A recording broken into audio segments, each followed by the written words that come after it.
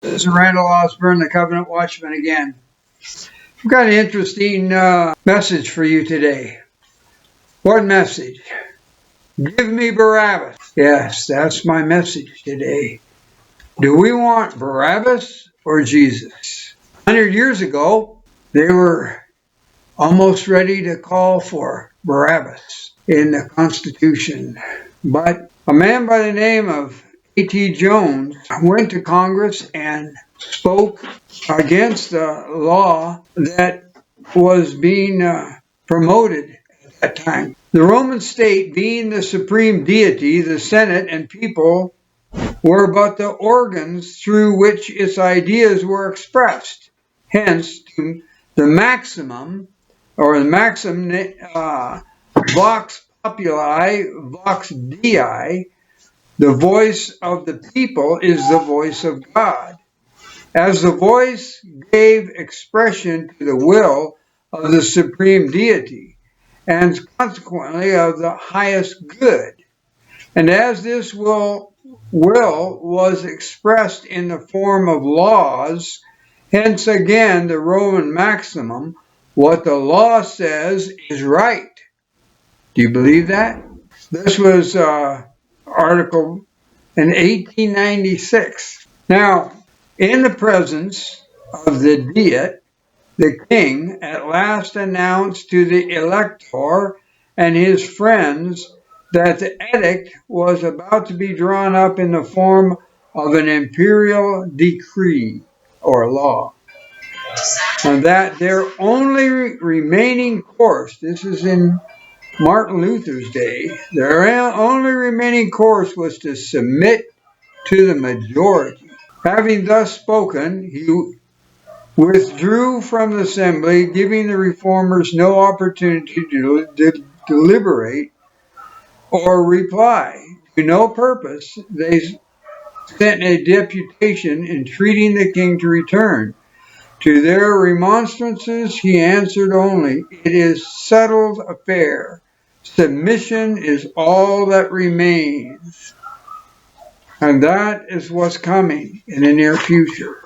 So, A.T. Jones did speak for the little people back in 1888, 1890. It is very evident that in such a system there was no place for an individuality. The state was everything, and the majority was in fact the state. What the majority said should be. That was the voice of the state. That was the voice of God. That was the expression of the highest good. That was the expression of the highest conception of right, they thought. And everybody must assent to that or be considered a traitor to the state. That's what's coming, brothers and sisters. That's the verdict. That's the mindset. That's the laws that are coming in the near future. Now, Trump, you see this pile of books on Trump's desks here?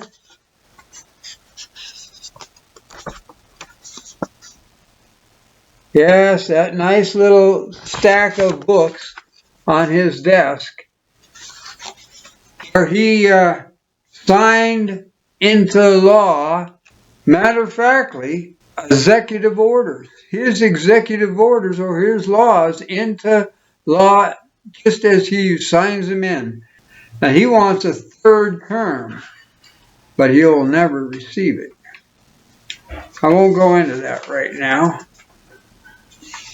But I will talk about what issue is about to explode into the unpopular view of the country. And that's this Sabbath question. Sabbath, yes. What is a Sabbath? This article says, as the Sabbath has become the special point of controversy throughout Christendom, and religious and secular authorities have combined to enforce the observance of the Sunday, the persistent refusal of a small majority to yield to the popular demand will make them objects of universal expression. It will be urged that the few who stand in opposition to an institution of the church and the law of the state ought not to be tolerated. You believe that? And it is better for them to suffer than for the whole nation to be thrown into confusion and lawlessness. Lawlessness. The same argument many centuries ago was brought against Christ by the rulers of the people. It is expedient for us, said the wily Caiaphas, that one man should die for the people, and that the whole nation perish not. That was in John 11:50. And that's the reason they're going to use here in these last days. Majority is right. Not according to the Constitution. We don't have to go according to the Constitution. We should go by what the majority. Now here's an article, Rerum Novarum, from the Catholic Church.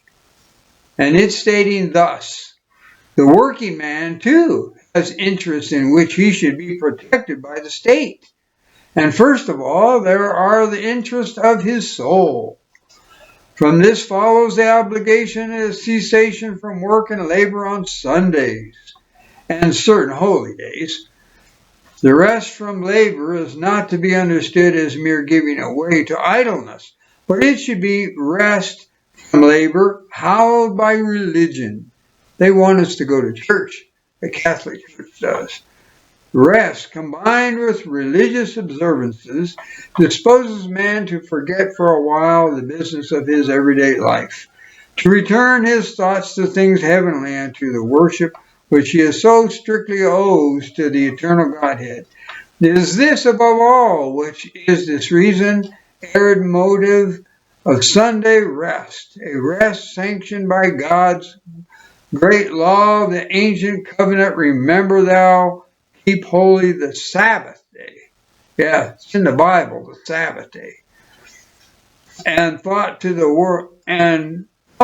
world by his own mysterious rest. After the creation of man, he rested on the seventh day from all his work which he had made. Now they want you to go to rest on Sunday. Sunday, Saturday, what does it matter? It matters to God. Maybe you and I don't see a big difference, but God sees a big difference. And in fact, in Revelation 16 talks about the 7 last plagues, that the 7 angels will come out of heaven, pour out on this planet, and those that keep Sunday as a holy day, even though you've been warned that Saturday is the Sabbath day, they will be receiving the 7 last plagues, or the wrath of God. That's what it is, the wrath of God. So brothers and sisters, that's all I have for you today. Think about that. It's important.